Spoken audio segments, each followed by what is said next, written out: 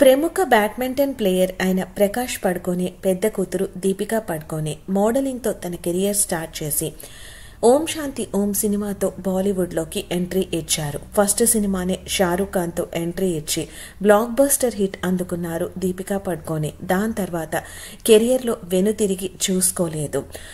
Top యాక్ట్రెస్గా ఇప్పుడు బాలీవుడ్లో ఉన్నారు. తను ప్రేమించి రణ్వీర్ సింగ్ని 2018లో పెళ్లి చేసుకున్నారు. రణ్వీర్ ఎవరో కాదు, అనిల్ కపూర్ వదిన గారి కొడుకు. అండ్ రణ్వీర్ కూడా టాప్ హీరోగా బాలీవుడ్లో ఎస్టాబ్లిష్ అయ్యారు. చాలా నాళ్లుగా దీపిక కడుపుతో ఉందన్న న్యూస్ బాగా వైరల్ అవుతోంది.